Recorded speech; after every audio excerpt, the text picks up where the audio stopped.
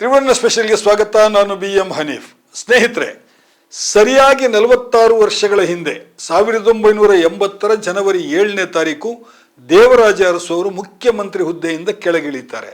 ಅದೇ ಜನವರಿ 7ನೇ ತಾರೀಕು ಈಗ 2026ರಲ್ಲಿ ಸಿದ್ದರಾಮಯ್ಯ ಅವರು ದೇವರಾಜ ಅರಸರ ದೀರ್ಘಾವಧಿ CM ದಾಖಲೆಯನ್ನು ಮುರಿತಾ ಇದ್ದಾರೆ. ಕಳೆದ ಶತಮಾನದ 70ರ ದಶಕದಲ್ಲಿ ದೇವರಾಜ ಅರಸು ಅವರು ಒಟ್ಟು 7 ವರ್ಷ 239 ದಿನಗಳ ಕಾಲ ಮುಖ್ಯಮಂತ್ರಿ ಆಗಿದ್ರು.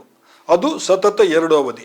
ಈಗ ಸಿದ್ದರಾಮಯ್ಯ ನಡುವೆ ಒಂದು ಗ್ಯಾಪ್ ಕೊಟ್ಟು 2 ಅವಧಿಗಳಲ್ಲಿ ಈ ದಾಖಲೆಯನ್ನು ಮುರಿದಿದ್ದಾರೆ. ಅಂದರೆ 2013ರಿಂದ 2018ರವರೆಗೆ ಒಂದು ಅವಧಿ ಮತ್ತು 2023ರಿಂದ ಈ ದಿನದವರೆಗೆ ಇನ್ನೊಂದು ಅವಧಿ ಮುಖ್ಯಮಂತ್ರಿ ಕುರ್ಚಿಯಲ್ಲಿ ಇದ್ದಾರೆ. ಹೆಚ್ಚು ದಿನ CM ಆಗಿರೋದು ಒಂದು ದಾಖಲೆನಾ? ಖಂಡಿತವಾಗಿಯೂ ಅಲ್ಲ. ಈ ಅವಧಿನಲ್ಲಿ ದೇವರಾಜ ಅರಸು ಅವರಂತೆ ಸಿದ್ದರಾಮಯ್ಯ ಏನ್ ಮಾಡಿದ್ದಾರೆ ಅಂತ ಕೆಲವರು ಪ್ರಶ್ನೆ ಮಾಡ್ತಾ ಇದ್ದಾರೆ. ನಿಜ, ಹೆಚ್ಚು ವರ್ಷ CM ಕುರ್ಚಿಯಲ್ಲಿ ಇರ್ತಾರೆ ಅನ್ನೋದು ಕ್ಯಾಲೆಂಡರ್ ಲೆಕ್ಕಾಚಾರ ಮಾತ್ರ ಸಾಧನೆಗೆ ಮಾನದಂಡ ಆಗೋದಿಲ್ಲ. ಈ ಬಗ್ಗೆ ಸಿದ್ದರಾಮಯ್ಯ ಖುದ್ದು ಏನ್ ಹೇಳಿದ್ದಾರೆ ಅನ್ನೋದನ್ನ ಒಮ್ಮೆ ಕೇಳಿಸ್ಕೊಳ್ಳೋಣ. ಅವರು ಸಾಮಾಜಿಕವಾಗಿ ಹಿಂದುಳಿದವರಲ್ಲ, ಸಾಮಾಜಿಕವಾಗಿ ಮುಂದುವರೆದವರು ಅವರು. ಯಾಕಂದ್ರೆ ಅರಸು ಇದೆಯಲ್ಲ, ರೂಲಿಂಗ್ ಕ್ಲಾಸ್, ಪಾಪ್ಯುಲೇಷನ್ ವೈಸ್ ಕಡಿಮೆ, ಪಾಪ್ಯುಲೇಷನ್ ವೈಸ್ ಬಹಳ ಕಡಿಮೆ ಇರ್ತಕ್ಕಂಥ ಪಾಪ್ಯುಲಾರಿಟಿ ಬಂದಿದ್ದಂತ ಮುಖ್ಯಮಂತ್ರಿಗಳು. ಸೊ ಅವರು, ನನಗೂ ಅವ್ರಿಗೂ ಕಂಪ್ಯಾರಿಸನ್ ಇಲ್ಲ. No comparison between me and Devaraj. ಈಗ ಹಲವರು ದೇವರಾಜ ಅರಸು ಮತ್ತು ಸಿದ್ದರಾಮಯ್ಯ ಅವರ ಸಾಧನೆಗಳ ಬಗ್ಗೆ ಹೋಲಿಕೆ ಮಾಡ್ತಾ ಇದ್ದಾರೆ. ಕೆಲವರು ಅರಸು ಅವರನ್ನು ಸರಿಗಟ್ಟೋದಕ್ಕೆ ಯಾರಿಗೂ ಸಾಧ್ಯ ಇಲ್ಲ ಅಂತ ಹೇಳ್ತಾ ಇದ್ದಾರೆ. ಇನ್ನು ಕೆಲವರು ಸಿದ್ದರಾಮಯ್ಯ ಅವರು ತಳ ಸಮುದಾಯದಿಂದ ಬಂದು ಈ ಸಾಧನೆ ಮಾಡಿದ್ದು ವಿಶೇಷ ಅಂತ ಹೇಳ್ತಾ ಇದ್ದಾರೆ. ಈ ಹೋಲಿಕೆಯ ಬಗ್ಗೆ ಕೂಡ ಸಿದ್ದರಾಮಯ್ಯ ಏನ್ ಹೇಳ್ತಿದ್ದಾರೆ ಅದನ್ನು ಕೇಳಿಸ್ಕೊಳ್ಳಿ. ನೋಡಪ್ಪ, ಆ ಕಾಲ ಬೇರೆ ರಾಜಕಾರಣ, ಈ ಕಾಲ ಬೇರೆ. ಒಂದೊಂದು ಕಾಲಕ್ಕೆ ಬೇರೆ ಬೇರೆ ಇರ್ತವೆ. ಅವತ್ತು ಈಗ ನಾನು 83ರಲ್ಲಿ ಎಲೆಕ್ಷನ್ ನಿಂತ್ಕೊಂಡಾಗ ಜನರೇ ದುಡ್ಡು ಕೊಟ್ರು, ಓಟು ಕೊಟ್ರು. ದೇವರಾಜ ಅರಸರವರು ಮುಖ್ಯಮಂತ್ರಿ ಆಗಿರುವಾಗ, ಅವ್ರು ಎಲೆಕ್ಷನ್ ನಿಂತ್ಕೊಳ್ಳುವಾಗ ಜನ ದುಡ್ಡು ಕೊಟ್ಟು ಎಲೆಕ್ಷನ್ ಮಾಡ್ತಾ ಇದ್ರು. ಒಂದ್ಸಾರಿ ಇನಾನಿಮಸ್ ಆಗಿ ಗೆದ್ದಿದ್ರು 62ರಲ್ಲಿ. ಸೊ ಆ ಕಾಲ ಬೇರೆ, ಈ ಕಾಲ ಬೇರೆ, ಬದಲಾವಣೆ ಆಗ್ತಾ ಇರ್ತದೆ. ಸಿದ್ದರಾಮಯ್ಯ ಅವರು ಹೇಳ್ತಾ ಇರೋದ್ರಲ್ಲಿ ವಾಸ್ತವ ಇದೆ. ದೇವರಾಜ ಅರಸು ಅವರ ಕಾಲವೇ ಬೇರೆ, ಈಗಿನ ಕಾಲವೇ ಬೇರೆ. ಆಗ ದೇವರಾಜ ಅರಸು ಹೆಸರಿಗೆ ತಕ್ಕಂತೆ ಅರಸು ಆಗಿದ್ರು. ಒಂದು ಕಾಲದಲ್ಲಿ ಪಕ್ಷದ ಸುಪ್ರೀಂ ಹೈಕಮಾಂಡ್ ಆಗಿದ್ದಂತಹ ಇಂದಿರಾ ಗಾಂಧಿ ಅವರನ್ನೇ ಚಿಕ್ಕಮಗಳೂರಿಗೆ ಕರೆತಂದು ಲೋಕಸಭಾ ಚುನಾವಣೆಗೆ ನಿಲ್ಲಿಸಿ ಲಕ್ಷಾಂತರ ಮತಗಳ ಅಂತರದಿಂದ ಗೆಲ್ಲಿಸಿ ಕಳಿಸಿದ್ರು. ಸಿದ್ದರಾಮಯ್ಯ ಹೈಕಮಾಂಡ್ ವಿರುದ್ಧ ಹೋದವರಲ್ಲ. ಈಗಲೂ ಅವರು ಹೇಳ್ತಾ ಇರೋದು ಒಂದೇ ಮಾತು, ಹೈಕಮಾಂಡ್ ಹೇಳಿದಂತೆ ನಾನು ಕೇಳ್ತೇನೆ.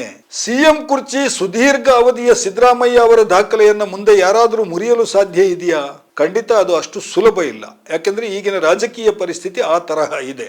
ಆದ್ರೆ ಈ ಪ್ರಶ್ನೆಗೂ ಸಿದ್ದರಾಮಯ್ಯ ಅವರು ತುಂಬಾ ಡಿಪ್ಲೊಮ್ಯಾಟಿಕ್ ಆದಂತಹ ಉತ್ತರವನ್ನ ಹೇಳಿದ್ದಾರೆ. ಅವರ ಮಾತುಗಳಲ್ಲಿ ಕೇಳಿ. ಮತ್ತೇನಿಲ್ಲ, ರೆಕಾರ್ಡ್ಗಳು ಯಾವಾಗಲೂ ಬ್ರೇಕ್ ಮಾಡದೆ ಇರೋದು. ಈಗ ಕ್ರಿಕೆಟರ್ ಯಾರವರು, ಸಚಿನ್ ತೆಂಡೂಲ್ಕರ್, ವಿರಾಟ್ ಕೊಹ್ಲಿ ರೂಟ್ ಈಗ ಮಾಡ್ಲಿಲ್ವಾ?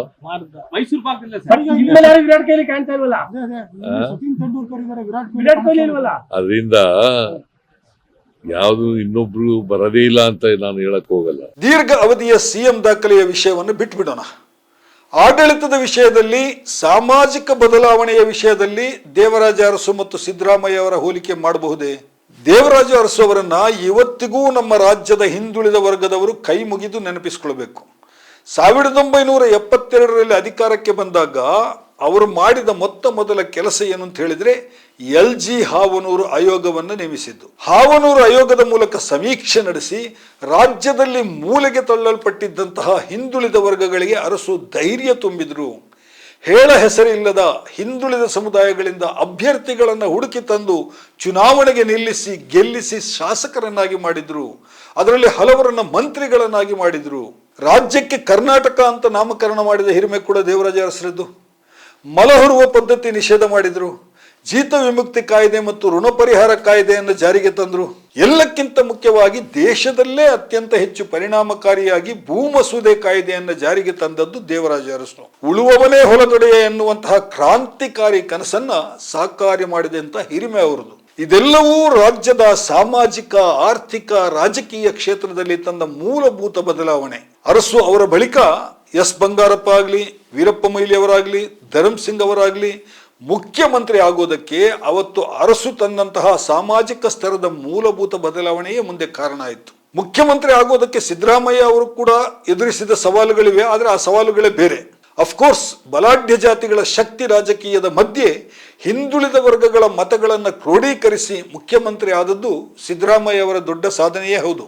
ಆದರೆ ಆಡಳಿತದಲ್ಲಿ ಅವರು ತಂದಂತಹ ಬದಲಾವಣೆಗಳಿದೆಯಲ್ಲ, ಅವೆಲ್ಲವೂ ಕೂಡ ಮೇಲ್ಸ್ತರದ ಬದಲಾವಣೆಗಳು ಅಂತ ನಾವು ಹೇಳ್ಬೋದು. ಸಾಮಾಜಿಕ ನ್ಯಾಯದ ಕುರಿತು ಸಿದ್ದರಾಮಯ್ಯ ಅವರಿಗೆ ಅರಸು ಅವರಷ್ಟೇ ಕಾಳಜಿದೆ ಅನ್ನೋದನ್ನ ನಾನು ಅಲ್ಲಗಳೆಯುವುದಿಲ್ಲ. ಆದರೆ ಸಿದ್ದರಾಮಯ್ಯ ಸರ್ಕಾರದ ಗ್ಯಾರಂಟಿ ಯೋಜನೆಗಳಿದೆಯಲ್ಲ, ಇವೆಲ್ಲವೂ ಕೂಡ ಆರ್ಥಿಕತೆಯ ಸಮತೋಲನದ ಕಾರ್ಯಕ್ರಮಗಳು.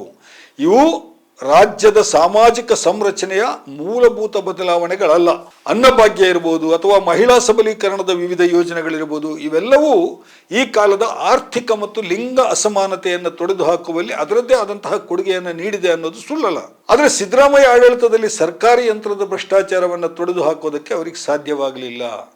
ಬಿಜೆಪಿ ಸರ್ಕಾರದ 40% ಕಮಿಷನ್ ಅನ್ನುವಂತಹ ಪ್ರಚಾರ ಚುನಾವಣೆಯ ಸಂದರ್ಭದಲ್ಲಿ ಏನು ನಡೆಯಿತು, ಆ ಪರ್ಸೆಂಟೇಜ್ ಕಡಿಮೆ ಮಾಡೋದಕ್ಕೆ ಇವರಿಗೆ ಆಗಲಿಲ್ಲ. ಜೊತೆಗೆ ಮೂಡ ಹಗರಣ ಮತ್ತು ವಾಲ್ಮೀಕಿ ನಿಗಮ ಹಗರಣದಲ್ಲಿ ಸಿದ್ದರಾಮಯ್ಯ ಅವರಿಗೂ ಕೂಡ ಕೆಸರು ಮೆತ್ಕೊಂಡಿತ್ತು. ಇಲ್ಲಿ ಬಹಳ ಮುಖ್ಯವಾದಂಥ ಒಂದು ಸಂಗತಿಯನ್ನು ನಾನು ಹೇಳಲೇಬೇಕು.